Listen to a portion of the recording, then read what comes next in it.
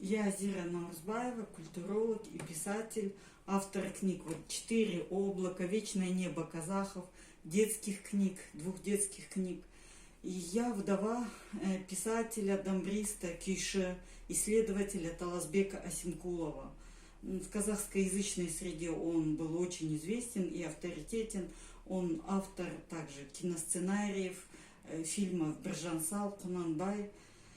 Вот его пятитомник, то, что издано еще 5 томов, пока не могу издать. И я сейчас подготовила к изданию его книгу, роман, его автобиографический роман «Полдень», о его детстве, о учебе у казахских кийши традиционных, настоящих, о кузнечном мастерстве, о истории казахов в 20 веке. Роман «Талтус». Этот роман я перевела 2 года назад на русский язык. Вот по программе «Рухани Жаңғыру» он вышел на русском языке и на языках ООН.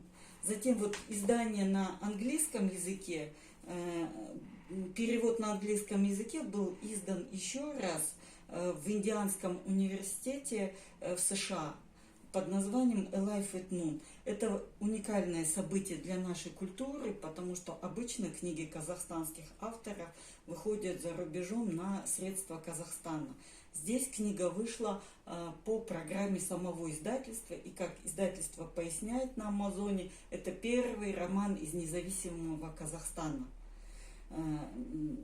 вышедший на Западе.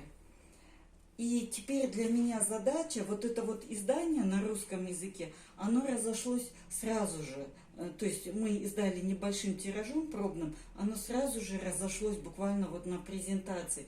Кроме того, после презентации многие русскоязычные казахи, кто купил на русском языке эту книгу, стали обращаться ко мне, чтобы взять ее на казахском языке в оригинале. У них появилась потребность прочитать ее в оригинале. Потому что, как говорила одна психолог мне, которая купила на русском, потом на казахском, книга восстанавливает трансгенерационные связи. Она говорила, я чувствую, как будто я разговариваю со своими дедушкой, бабушкой, с которыми у меня не было возможности общаться в свое время. И поэтому сейчас вот для меня большая задача издать эту книгу, этот роман «Талтус» на русском языке и на казахском языке. 2 книги одновременно мы подготовили к изданию. Казахская книга, она по существу воспроизводит вот этот том, потому что я издала 5-томник, но люди спрашивали на казахском языке роман, и вот этот 1-й том у меня закончился. Издание на казахском языке будет включать роман «Талтус», продолжение его рассказ «Кәрі кийші» и незаконченный исторический роман о 19 веке «Татимбет Сері».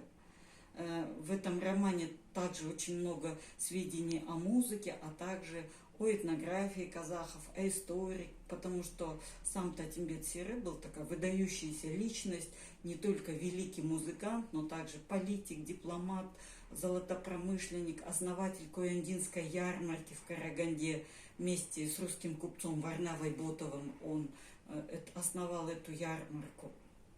Первый казахский золотопромышленник. И вот обо всем этом в романе речь идет, Татимбет Сері. На русском языке книга будет включать роман Таласбека «Талтус», «Полдень» в моем переводе, рассказ «Кәрі кийші», «Старый кийші» тоже в моем переводе. Этот рассказ в моем переводе вышел сейчас в антологии современной казахской прозы на 6 языках ООН.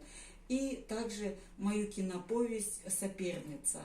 Это как продолжение романа «Полдень». Здесь я рассказываю об одной из домбр. Таласбек, кроме того, что он был музыкантом, исследователем, писателем, он еще и сам делал домбры, музыкальные инструменты. И вот о истории одной из этих домбр, о наших событиях, нашей жизни, которые связаны с этими домбрами. Я когда-то написала рассказ. Этот рассказ в Америке в прошлом году вошел в антологию «Лучшие азиатские рассказы», «Лучшие рассказы из Азии». Это вообще первый случай, когда писатель из Казахстана в эту антологию вошел. И на основании вот этого рассказа я когда-то по просьбе наших киношников написала киноповесть «Соперница». Вот русское издание будет включать еще и «Соперницу». Обе книги уже подготовлены, то есть верстку мы сейчас заканчиваем, обложки, будут твердые обложки, объем каждой книги 360-380 страниц. И в первых числах июля мы планируем отдать обе книги для тиражирования на полиграф-комбинат в Алматы. Сейчас мы проводим краудфандинг в течение 2 недель, сбор денег для оплаты полиграфии. Участвуйте, помогайте. Сбор денег проводится на площадке Start Time KZ.